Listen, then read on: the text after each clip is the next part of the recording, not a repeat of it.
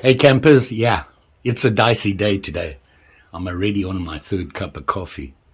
That's never a good thing, so we gotta hit the dice to get it under control. 2. Wooding, whittling, and whatnot. 5. What's that? Maintenance day.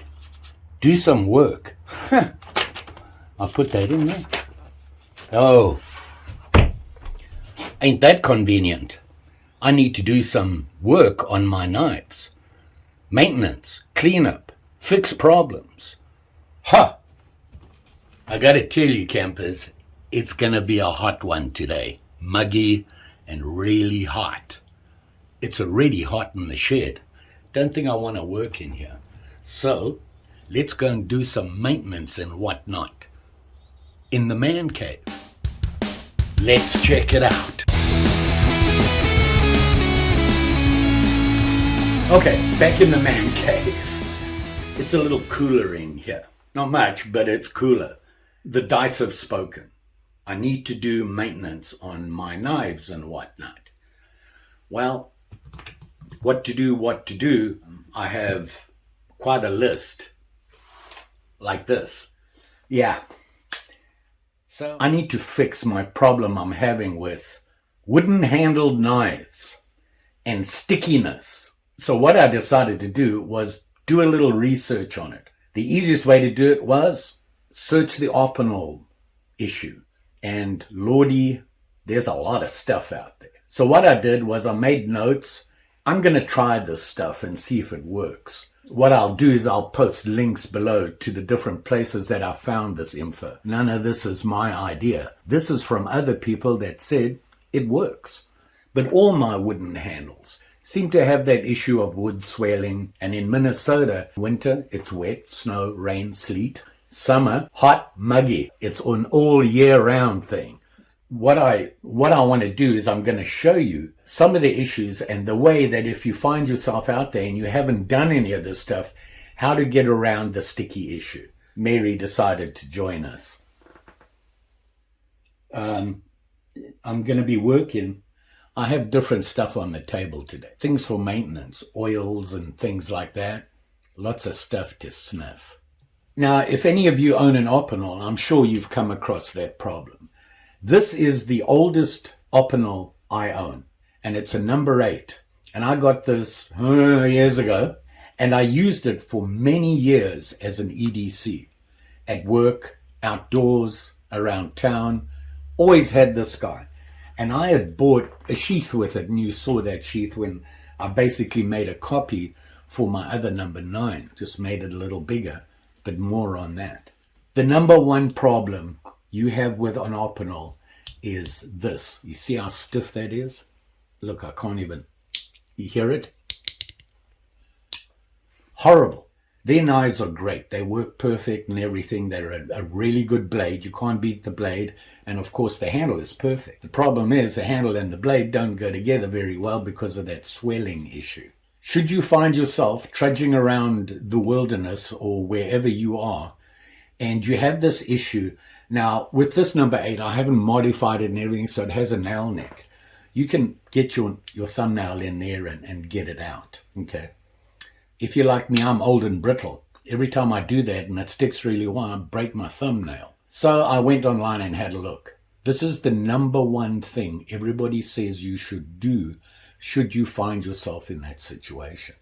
All you do is you get your Opinel like this, make sure it's open, released, and then find a reasonably hard surface like this, George all prepared and whatnot, and give it a firm wrap on the back here. See where the blade is? That's where the blade is now. I give it a firm wrap. Look at that. Now I can grab it and pull it out, which allows me to get it out, but I still have that problem of getting it there and locking it in. Now that works with just about any Opinel. Believe it or not, even if you, look how hard that is. I can't even release the thing. It's been sitting back here, and the problem I have, look at that. Oh, that's not good. In the man cave, I have a problem. My man cave shares the laundry room. And whenever I do laundry and I'm drying the laundry, it gets really muggy in here. A lot of humidity. All my knives suffer. And you know, I'm a carbon guy. The majority of my knives are carbon. Not a good thing. So I have to stay on top of it. My BPS knife collection up here, that lot, suffer the most. I have to stay on top of them, otherwise I'm going to get rust. So that's the problem I have. These knives, I keep them in here. It's not a good place to store them. I really don't have anywhere else. Even in the shed, it gets hot and muggy. It doesn't make any difference. I showed you that quick release thing, and like I said, it works with anything. Here's my Opinels that I've modified. I've got the 2 number 9s where I made the tadpole and this guy here just to make it mine. Let's see if the wrap works on that. So I'm going to wrap there. You can see the blade. Oh, there we go. Got to give it a good hard wrap. So now I can grab it and pull it out. Now this does have a nail nick, and you can see I've oiled it in that, and it's pretty smooth. It opens and closes okay. Okay, this one's not too bad because I oiled it. I actually used vegetable oil, but everybody says not to use that, to use something else. Here's my tadpole. Now this guy, when I modified it, it has no nail nick, and that's an issue because it's sticking. I can't even get this out. Look at that. Okay. The blade popped out a bit. Now I can get it out. I can get enough grip on there to do it. It's still sticky and whatnot, and I need to fix that. So these are just the problems with an Opinel. And it does include having that same issue with the saw because it's basically the same thing. Doesn't matter whether it's a carbon blade or if it's stainless steel. You're going to have that same issue. So I got to fix it. Went online and had a look. Now, just to be clear, here are my other wooden handled ones. I have a bunch of them. Some are modified, some are not. Even this guy here, which is an Antonini Old Bear, has the same issue. Now, because it's a similar design. So all my wooden handled knives, the folders anyway, I'm having an issue with. I got to fix it. I want to see if this works. This is the Old Bear. It works. Same thing on the Old Bear. The peasant style knife that has this on here, that's easy to do. You can just, if you want to use it one-handed or whatever, you can push on the extended tang and that releases the blade. And if you're doing it one-handed, you can just do that and you're good to go. And that works on any of them. Same thing. So that's the way to get around the issue with wood handles sticking. I don't like doing that. Eventually I'm going to break something and that's going to upset me. So how do we fix these issues? And like I said, I went online. What everybody said, and there were some great ideas, not just fixing the sticky issue, but stuff like how to get this ferrule off of an Opinel without using a screwdriver to bend it or special circlip pliers that would open that way. You put it in, you pop it open. That works pretty good. I've seen people using the Victorinox multi-tool to do it, using the can opener and things like that. There's a lot of different ways to do it. The one that I liked was pretty cool. What the guy did was he got himself just a piece of wood, and then he found himself a screw, like a drywall screw or something like this, something that has that sort of head on it, a flat head. Doesn't matter if it's a Phillips or anything. The idea is to hook this underneath. Now, I don't know if this one is going to work, but I can hook in to the raised part of the ferrule. See that? He took the piece of wood, and he had a healthy piece of wood. I'm going to use this. I'm going to do it twice. He had a big piece of wood, and I don't know if I want a big piece of wood to do it. I want to see if it'll work with something smaller so that I can carry it around. He screwed this into the top. Let me get a screwdriver. Oh no, I don't want to use that screw. It's a hex head. I think this one here. I don't want to do the hex head because I have to go back to the shed. It's hot outside. And I don't screw it all the way in. You see that? You take your Opinel, my tadpole. So what you're going to do is you have it all locked up and everything. And you're going to hook it in to that little piece there. Can you see that? And what you do is when you lock this, you turn it to lock. So what you're going to do is you're going to lock it. I have it in the lock position. That's as far as it can go, right? I'm going to put that screw in there, hold it, and I'm going to turn the knife further, he says. Did you hear that click? It's popped out. Now I can just take it off. Now I got to tell you that I really like that idea. I'm just going to pop it back on, and the way to do that, you just push down.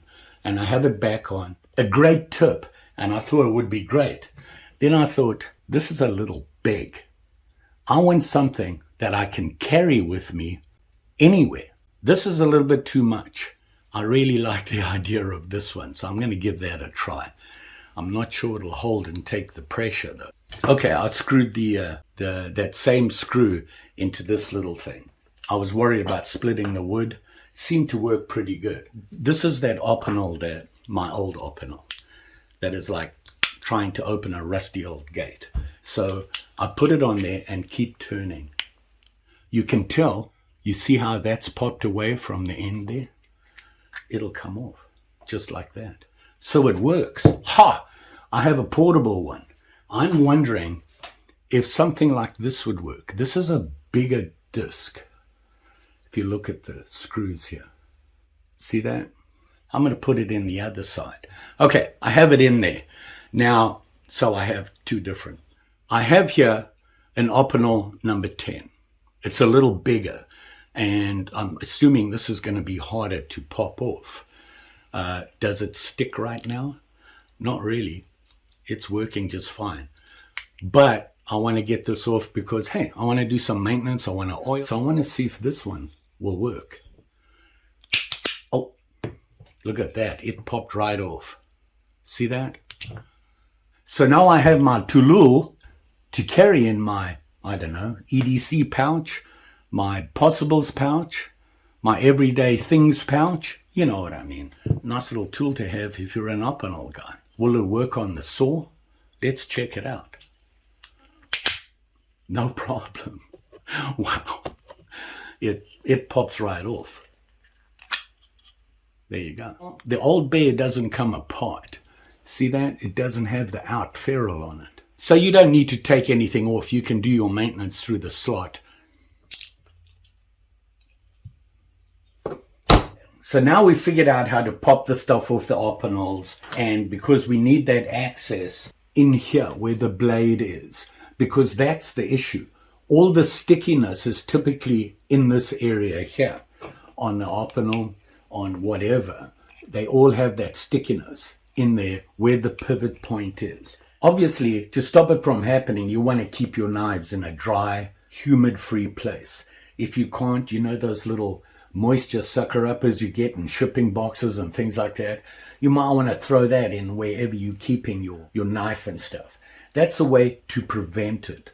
Does it work? I don't know. I haven't had a lot of success in anything I've tried. How do you fix it?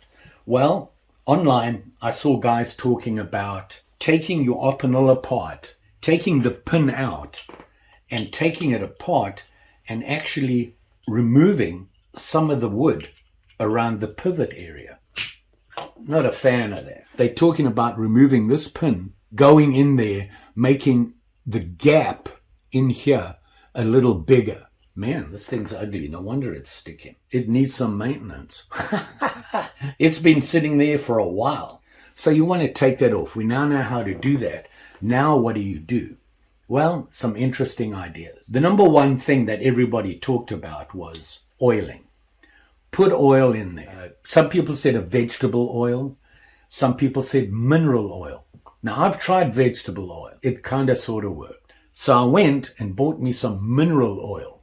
Yep, at Walmart. I need to put that in there. But before I start doing this stuff, I need to clean it up. So you're going to have to clean it up as much as you can. I'm a alcohol guy. Q-tips, and I can get in there with alcohol and you can clean off all this stuff. Not going to do that now. I want to cover this with you so you know what I'm talking about. I have me a little oiler. Remember this guy? I'm going to put some oil in it, and it's going to be mineral oil, and I'm going to put it in there and then work it a bit and see if it makes a difference.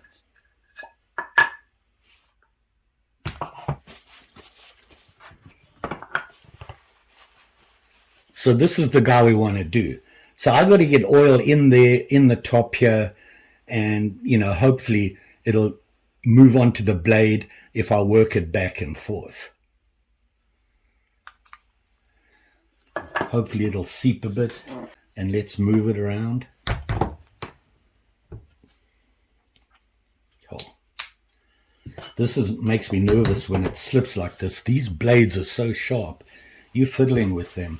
You might want to just use something to protect your hand. Wow. Okay. It's still clickety-click, but it does feel a little bit better.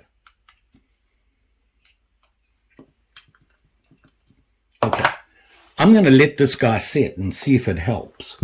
So we got that one with the mineral oil. Let's see how much of a difference that makes. In the meantime, I want to tell you about something else, which I thought was a pretty cool idea. Okay, I've got my little tadpole here. I want to do the same thing because I'm having that oiling issue. You can wrap it to do that. Like I said, I'm not a big fan, especially since that. Wrapping it on the back here, I'm going to break these. I like my little whittler. I'm really proud of my portable. That guy, this is a brilliant idea. There we go. Popped off. You heard the click. See it popped off. I can't grip it now because my hands are full of oil. Come on. There we go. Got it off. So same thing again. I'm just going to put some oil in there. In that slot. Got to open it. Got to wrap it. And you can see the oil is on the blade there. But I need to work it back and forth. So don't overdo it. And when you're done, just wipe off the excess, make sure you get that all. The other thing I read, I haven't seen it done, but a guy said oil it, and the main issue you have, you can take this apart if you want to. Like I said, I don't know if I want to do that, but he came up with this idea. I have a candle here. Most of the moisture will come in the top, and he's right. It's going to come in there and along the sides here and in here because nothing is sealed there. And he said if you get some candle wax, heat it up so that it's liquid, pour it onto the top there, and then keep it heated until it all sinks in. Yeah, it's going to seal the end. And he said the excess wax is a lubricant. Make it slippery. I thought that was a great idea, and I might just try that on my young whittler here. Okay. Here's some warnings. When you're doing maintenance on your knives and that, if you use linseed oil, boiled linseed oil, a word of advice. I had it on my desk because I wanted to show you this. I would not normally do that. This I store in the shed. Why? It's really flammable, combustible. You don't want this in your house. At worst, keep it in your garage. Don't keep it indoors. And I'm about to light this candle. Anything you use, read about it. Even oils like mineral oil or things like that. See if they're flammable. What sort of safety precautions you should be doing. You should, if you like me, have all this oily, greasy stuff around. Have a little cupboard to keep it in. Ideally, a steel cupboard, a fireproof cupboard. I don't. I have the little wood one in the shed. Okay, so I've got the mineral oil in here. It's been sitting there for a while. It feels a lot better. Yeah, I can actually get it open by hand. I have to pinch it really hard. Plus I've got oil. But at least I could pull it. I couldn't before. I was having a real problem with it. This is a candle my daughter sent me. It's really old. It's been sitting up there. She sends me candles. Makes the place smell nice. We'll let the wax melt. And then we drip it in the top here. Like that. Okay. As soon as it cools off, I see what he meant about reheating it to get it to soak in. I'm thinking if I do this... Oh, it sank right in. Look at that. Oh, wow. It ran right down. So I want to let it sit there for a while. Oh, I got it by the blade as well. Hope I can, this better work. And I wonder if you put it all the way along. I'm going to put some more wax in here. There's a lot of guesswork going on here, people. And I burnt my handle, but it looks pretty cool. So I'm going to let that sit, let the wax cool, and let's see what happens with that guy. Those were the two best ideas or recommendations that I saw.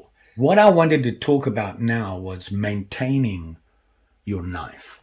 I love carbon steel, but it rusts really easy on some knives more than others. So I have to maintain them. Most fixed blade knives that I own, all the fixed blade knives that I own have wood handles and they have sheaths. You know, like I said, my BPS collection up there, all have leather sheaths, wood handles, and carbon steel, a couple of stainless ones in. I'm going to tell you that stainless, when people say stainless never rusts or anything, it does. It just doesn't do it as quickly as carbon. You want to keep an eye on them because all it takes is a little piece of rust to get going, and before you know it, and I've seen it on stainless, it depends on the quality of the stainless steel. So you have to maintain them. And the way I do it is about every 6 months, and don't forget, I have hatchets and axes. Same thing. What I do on my knives, I do on my hatchets and my axes, even on my saws, you know, my Opinel saws. I'm a big fan of boiled linseed oil.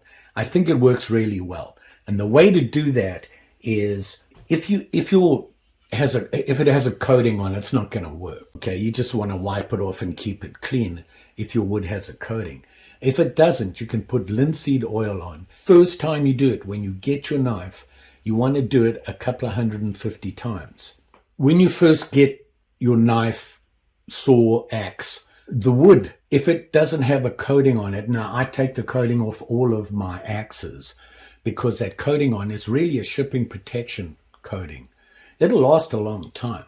Problem is it's slippery. Your hand slides on it and you get blisters and it's not good. So I scrape that off. Now I have bare wood. First thing I do, linseed oil. And I put a heavy coat on it, let it sit. Once it soaks in, do it again. Let it soak in. And keep doing it until it stops soaking in. Wipe off the excess on it, put it away, leave it for a month, come back and do it again. If it doesn't take the oil, you're good. And then you just have to maintain it. Over time, it's going to dry. Typically, me, it's about every 6 months I go through all of them. If there's something else you use, you want to use the same method as well. I just like linseed oil. The next thing is the blade. Now, like I said, if you're using carbon, it'll patina naturally if it's a carbon steel blade. Just over time, it's going to do that.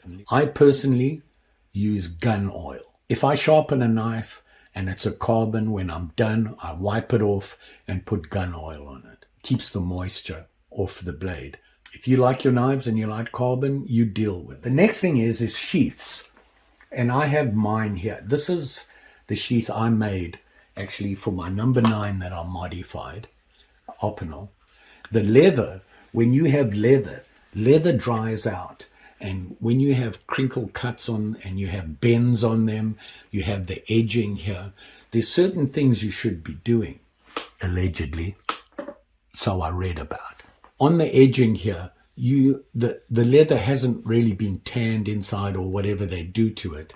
So you want to protect that. So you need to put a coating on there. And you can get different things. They say you can use wax, beeswax, put it on there and you rub it in and it seals it up and it stops moisture and things from getting in there and stops it from cracking. I have something that I use to keep my leather nice and supple. It's not going to get stiff. It's not going to crack. And that's this stuff here. Prime Neat's Foot Oil. See that? Beneficial oils for softening and preserving boots, shoes, harness, and all articles of leather. Do not use on suede leathers, and it may permanently darken light-colored leathers. I don't really care. I rub it on. Same thing again. I get it rubbed on, and it keeps my sheaths nice and supple. They're not going to dry, crack, and that sort of thing. There's my maintenance. And that's what I'm going to have to do today. Am I going to show you? Nah. I've got a lot of knives and a lot of axes and all sorts of sharp and shinies I need to maintain. So that's my day. We've been sitting here a while and I'm hoping that we have some success all night. So here's my number 8 OP that I didn't put any wax on it. I just put the mineral oil.